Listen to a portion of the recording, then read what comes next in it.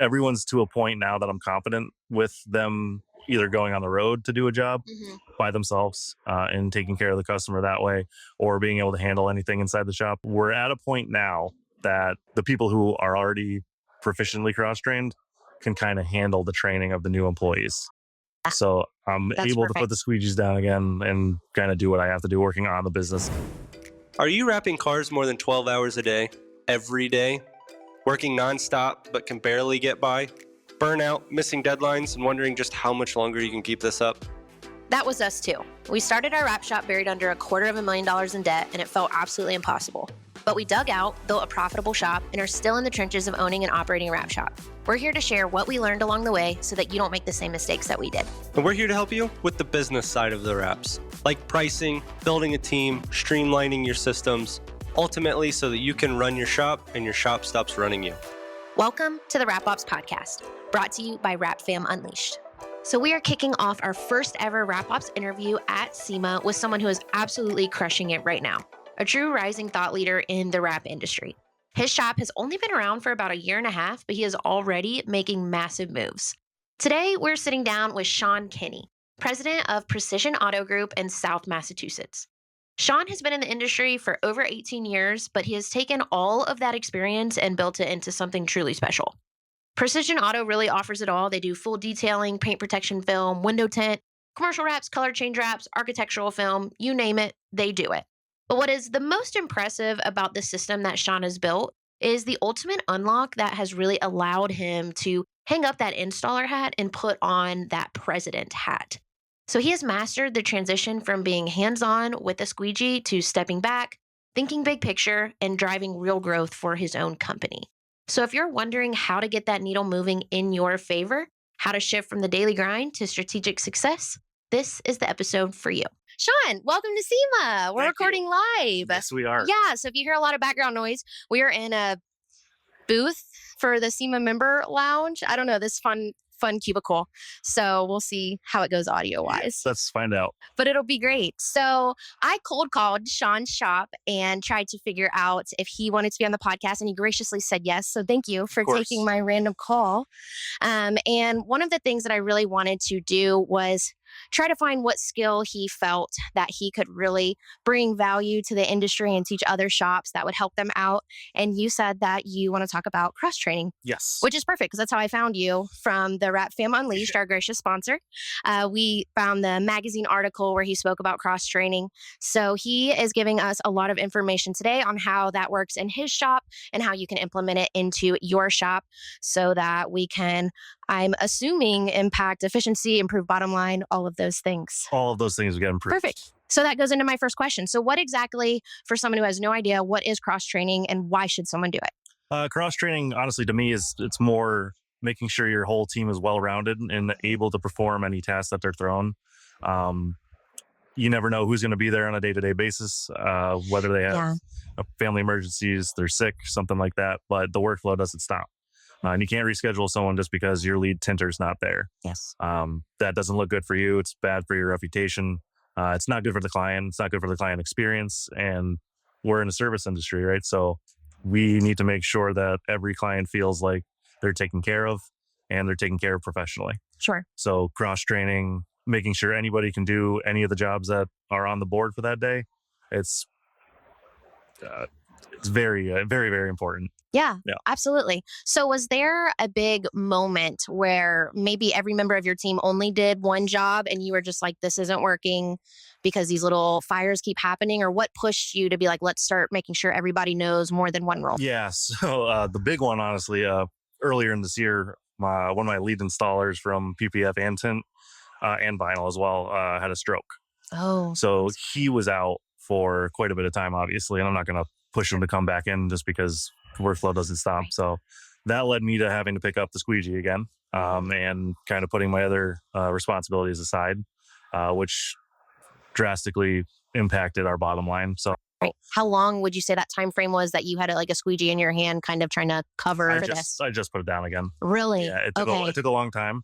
But that's why the cross-training is not something that's going to happen overnight, of course. Right. Especially with window tint and PPF, that's not low overhead to get somebody to be competent with. But having them do that every single day, whether it be for a paying customer or if there's a little bit of downtime, doing it on their own vehicle, doing it on one of the shop vehicles, Okay. really getting their hands on it and Yeah. just wasting film, throwing film away. Obviously throwing labor time away as well, because that's not money coming in, but Sure. that's they're improving their skills. Gotcha. It's you need to do it, and unfortunately, it's sometimes takes longer than you expect it to. But you really have to invest that time and that money into making sure your team's well rounded. So how do you know? Okay, so you have, employee A who does vinyl wraps, you have employee B who does tint. Do they show signs of being interested in a different service and you're like, okay, I'm going to cross train them on that? Or how do you kind of start pushing your employees? Or are they coming to you and saying, I want to learn this skill? Or how does that process happen? Being present in the business and really watching your team while they're working, right? So I've been pretty blessed with the team that I have. They are always trying to push the envelope and trying to better themselves, whether it be working on their own car after hours, after they clock out, or purchasing their own tools. That's a big one. So they go home and they purchase all the tools that they need for tint so they can do it on the side, or they can do it just practice at home or whatever it is. Tools meaning just tools that are in their pouch, or is every tool to be purchased by them, like even the cleaning supplies? We supply all that. Okay. And they're always there, but we don't like tools walking away. Right. So they're supposed to stay at the shop. So you kind of have like community tools and then they have their own They tools. purchase their own tools. Obviously, they can take them, bring them in if they have specific tools that they want. And if they have specific tools that they want, we have a sheet that they can fill out and I'll order them for. Oh, nice. But do you have an issue where they want like everything all the time? No. And you have to be like, okay, I have that with my team sometimes where I'm like, as soon as I buy this, I know you're going to use it once. And then like race ramps were one. Yeah, we haven't gone race ramps yet. I think we have the off-brand one, to be honest. And they've used it like twice. And I was like, see, this is why. For color change and PPF, those are definitely beneficial. Sure. Commercial wraps, not so much. Right. Typically, you're doing Pro Masters or Transits. So getting those things up on a race ramp are a pain in the ass anyway. Yeah. They are. But I don't really have a problem with it. A lot of the expendables like squeegees, banana buffers, the main thing that we use.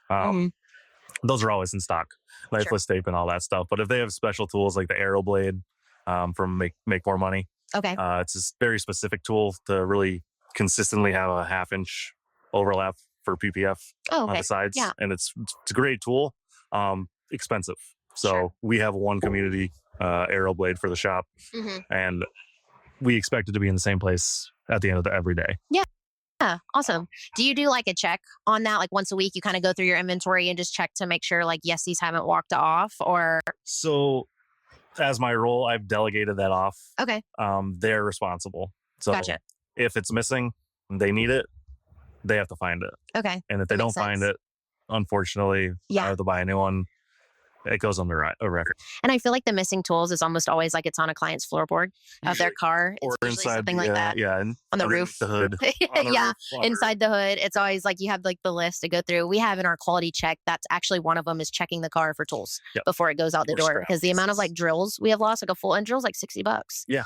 And I'm like, oh, there goes the drill. Yeah. Drill bits always go away. Yep. So awesome. But I'm sorry, I think I interrupted you. We digressed about tools. So how do you take your employees and you're like, okay, you're going to start learning this skill now? Do they have to work with you for a certain amount of time before they kind of prove that they should learn this additional skill, or what does that look like? Not necessarily prove to me. They kind of have to prove to themselves that they really want to do it. There is obviously a 90-day probationary period once you're hired. And that's really just to kind of get me to gauge more so their attitude as opposed to their skill set. Because their skill set, luckily I'm a trainer for Flexi Shield and a couple of other brands. So the training aspect isn't really a problem. I can definitely get them up to speed to where they're successful. It's more their attitude. So if they get extremely frustrated with something, maybe I'll have them take a step back and kind of focus on what they're most proficient at. And then when they prove that they can have a little bit more of a level head, we'll start working on it again.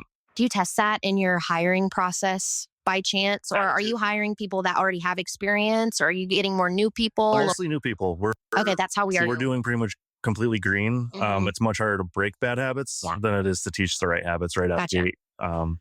Do you have a hands-on portion of your interview process, or how are you finding Do your? a working interview. Okay, So nice. there's always you submit your application, and then you come in for face. It's all over your website. I saw that when I was Yeah. looking for your number. It's like we're hiring, and I was like, oh, nice. Yep, Yeah, always look. hiring. So yeah, there's a 3-step process. Okay. And then the final step is you come in for a working interview. It's going to be on a shop vehicle or a personal vehicle from one of my other team members. Is a shop vehicle like what you're taking to on sites? Yep. Is that okay? Just making sure. Yeah, either my personal truck. Oh, or, okay. I Yeah, have a minivan that's I got broken windows and stuff in the back. So sure. That's like the practice vehicle. it's practice. Okay, vehicle, yeah. nice. So I typically have them do a mirror, a handle, and a bumper, half a bumper. Brand new? In the interview? In the interview, yep. If they're brand new? Yep. Wow. Okay. Just to basically see what their problem solving skills are. Okay. Nice. Whether they have any experience whatsoever or none.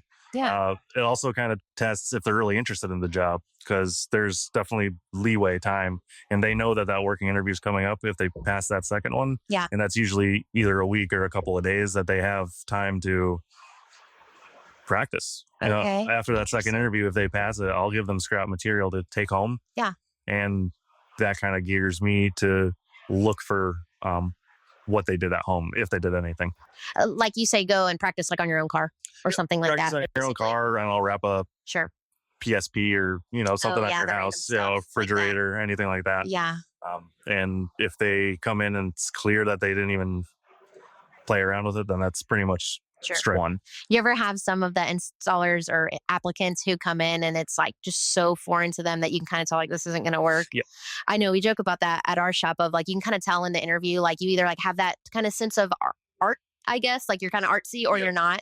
Either artsy or like you've been around cars. Yeah. Like it's, as a wrap business, you're going to be around cars. Right. Whether you're specifying signs or whatever it is, somebody's going to come in with a vehicle that they want either lettered or wrapped or something like that. Sure. So if you have experience around cars, that's obviously a plus. Do you try to like attract to that, like in maybe the wording of the job description of like experience with cars, or are you looking for someone who's worked at a Valvoline or something before? Is there anything that you found that you're like, this has worked out great whenever someone has this background?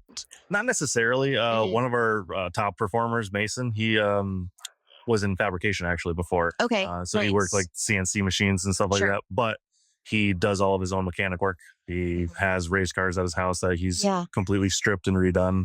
Okay. And he came in, I think the first week he was already, we had a C6 in there. Oh, and he was cutting panels, laying fenders, like he's been doing it for years. nice. Very cool. And then remind me, we talked outside. What is the percentage you would say when you do vehicle wraps, specifically of commercial to those color change wraps? Would you say that your shop does? 60-40 probably. Okay, gotcha. We're gearing more, obviously, towards the wintertime. We're gearing more towards commercial wraps. Sure. And we're actually running a contest right now for a commercial wrap giveaway. Oh, nice. Which runs from now until the end of November. Okay. Is that like a lead gen type It's a lead thing? Is that the goal? Yep, exactly. Okay. So Perfect. everyone who actually enters the contest will have a substantial discount for something, but there's going to be one grand prize winner. Oh, so just for entering, you get the discount. Yep. Do you offer it to repeat customers or is this only for brand new? No, repeat as well. Okay, very cool. And then that's a nice touch point for you to kind of touch back out. Exactly. So- We love our return customers, and Yeah. I don't think we really have any who are one and done. Mhm. So kind of shows our appreciation to them as well by Sure. doing this. Awesome. I love that. And so when it comes to cross training your employees, are they just eager and pushing themselves to do it, or does it come with like a pay bump, or is it incentivized, or So the way Does our something pay come with plan that? works, it kind of goes hand in hand with it. We pay based on production hours. okay? So if a job's sold for 8 hours and we have 2 people on it, once the job's complete, they get 4 hours apiece. Is that how you price your wraps? Is it by time? It's by time and material Got it. usage, a square footage, of course. Okay. And then we kind of break it down to timing. If it takes longer than those 8 hours, they still only get the 8 hours towards their pay. And it's at the end of a 40-hour week, as long as they hit 70% efficiency. Nice. The production hours count towards an extra $1.50, $2 per hour. Okay. So by knowing more services, being efficient with those services, you can get more production hours by doing more jobs. Okay. Gotcha. Does your team almost always hit that 40 hours, or do you have like hey, it's going to be a short week, or someone is hitting overtime a lot, or how is like the consistency of hours amongst your whole staff? There's decent amount of overtime every week. Okay. Yeah. Not really on us as the management team. It's more them wanting to get things done, wanting to get those production hours, Okay. and staying later. Okay. And getting the jobs done so that the timeline's met, because obviously the timeline's met, it doesn't look good for anybody. Right. How do you determine in regards to time frames, how are you determining your pickup times? When you tell a customer, oh, we're wrapping a full wrap on a C8, it's going to be ready in 5 days, 7 days. How are you estimating that pickup time? For color change, we pretty much give ourselves 7 to 10 days. Okay. Oh, so it's like a range. It's a what range. you tell them. Yeah. Okay. Yeah. If we beat that, looks good. Looks great. Love. Right. So we typically get them done between 3 and 5 days. Okay. For, full color change. Sure. Commercial reps take about 2 days. Okay. And that's, full transit high roofs. And that's kind of where our sweet spot is. Yeah. But we always under promise, over deliver. Yeah. I think that's always a good idea too, is like, oh, it'll be ready by Monday and then surprise them on Thursday. Right. Versus, exactly. So we used to do it the opposite. And when we first started, And start calling. And and then it's miserable. And then we used to do Friday pickups, like, oh, we'll do Monday through Friday on a full wrap. And it made Friday so stressful. Yeah. Because people want to leave at 5 or whatever time it was back then. And you're calling the customer like, we need another 30 minutes, we need another hour. And I'm like, this is not. We've run into that quite a few times. Yeah, the end of day pickups are hard. That's why we always like a morning pickup. Yep. So that it's like, okay, let's get it done, have it parked. And a good way to implement that with your customers too is just by saying, we're going to need it for or like right off the bat. It's just saying, we like to do our due diligence and making sure that you don't have to come back. Oh, okay. So, for fixes. And we like to park it outside for a day, see what the sun's going to do to it. And then we'll give you a complimentary wash. And you're good to go. Nice. And then obviously we do have the 6-week checkup especially for paint protection film. So nothing happens, nothing's going to be a costly redo. Right. We can fix it right on the spot. What is do you have a warranty or anything like that for if someone calls and says, hey, it's been a week or two and something's peeling? Is it just you fix it, or what's your policy on that? On we're probably going to get a lot of shade for this, but we have a lifetime warranty on our installations. Yeah, that's awesome.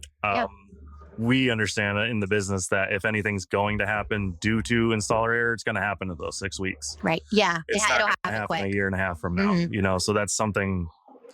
More of like a marketing and sales thing to kind of say lifetime. Yeah. Do you ever have anyone who's, and I'm sorry, I'm interrupting you because I'm eager. Do you ever have someone who's like 6 years later, like, hey, this is peeling? You're like, well, it's been 6 years. This new shop hasn't been around for 6 years yet, That's but right. Beforehand, there was a few people, but I mean, they come in, it's pretty obvious right off the bat. They were hit. They used a pressure washer too close. Yeah. Something here and there. Chips. You get that a lot.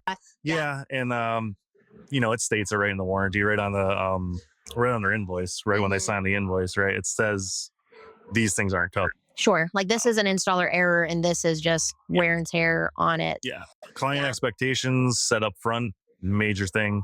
And having something in writing, on paper that they can actually go back to. Right. And as long as you give that to them, liability's not on you. Sure. Yeah. So kind of circling back to the cross training, do you have your other employees train other employees? So you're like, all right, I'm going to put you with the tent person because I don't know your team members' names. Yeah. I'm going to pair you guys up and today you're going to learn this because maybe that person doesn't have a job that day in their field, or how are you training? A lot of that. Yeah. Okay. I do quite a bit of it.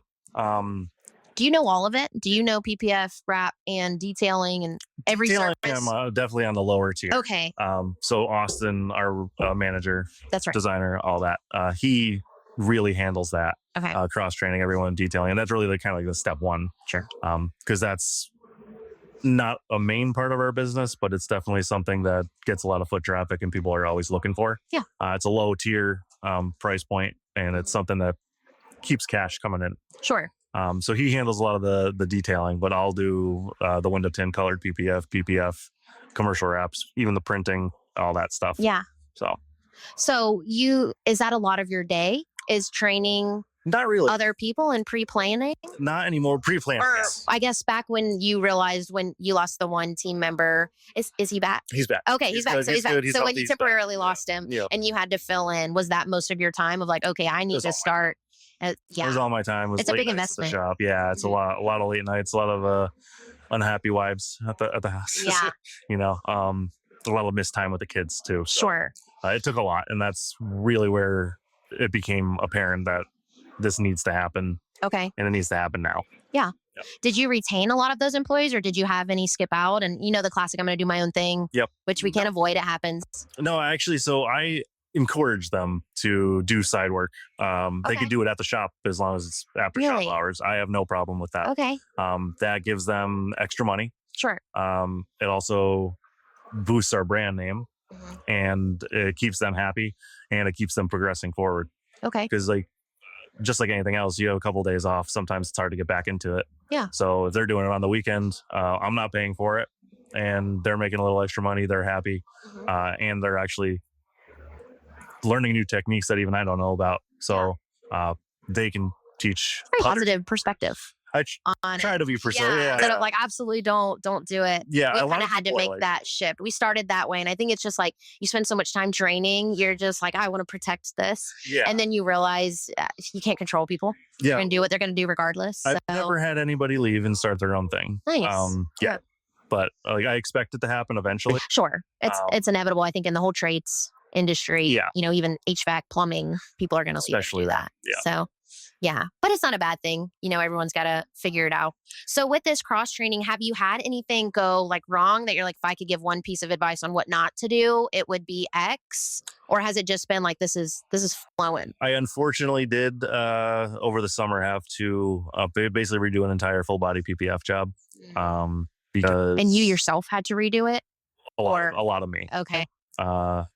It was kind of like right when he had a stroke, and he was also one of the lead PPF installers, and I wasn't able to step away right away, so I was still out on the road doing a lot of the stuff that I had to do, and I kind of just sicked them on it. Yeah.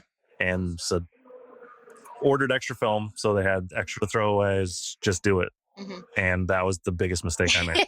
Did they leave you a bad review or anything, or was it fine because you were able to fix it? The customer was incredibly nice. Oh, perfect. That's where the saving grace was. Honestly, he was super cool. He understood. Yeah. You had a good reasoning. Yeah, At least, we yeah. did have a good reason to. Right.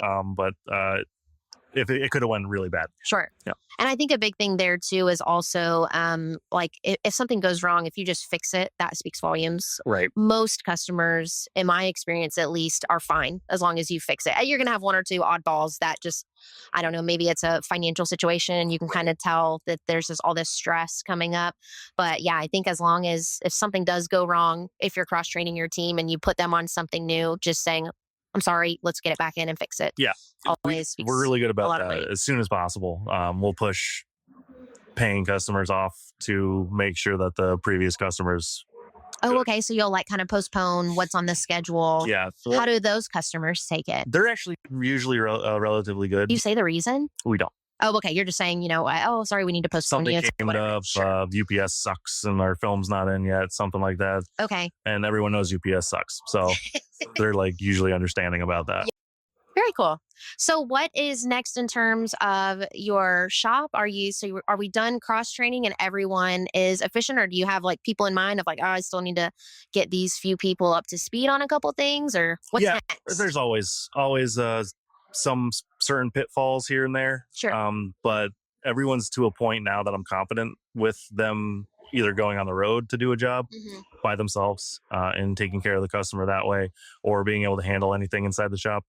But as we are growing, more installers means more cross training. Yeah. And we're at a point now that the people who are already proficiently cross trained can kind of handle the training of the new employees. Oh, love that. So I'm That's able to perfect. put the squeegees down again and kind of do what I have to do, working on the business instead of inside of it. Are you open right now while you're We are there? open right now, Perfect. yeah.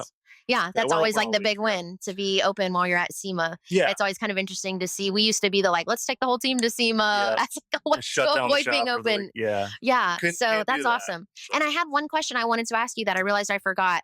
What about when it comes to a completely different job type, such as sales, admin work, customer experience, answering the phone? Do you have installers dabble in that at all, or is that its own separate installers only cross train on install type jobs? So when they're on the road, We have very vibrant vehicles that people notice, and it says it all over what we do. So I have a box of my own business cards in there, but they do the talking. Okay. So I've gotten plenty of jobs from them just being on the road and them talking to potential customers Okay. and sharing the information and handing out my business card and stuff like that. Cool. So when I called you, who was it that answered? Is that a dedicated person that answers your phones, or is that someone? So we have a second shop that does auto repair, and they've been in the business for 20 years. And it was under the same name, Precision. So they answer all of our phone calls and forward them to the prospective person that needs to answer the questions or something like that. Sure. So that was like our phone service. Okay. Gotcha. Very cool. Well, awesome. Thank you so much. Is there anything before we wrap up the podcast here? Do you want to shout anything out or promote anything that we can help you with?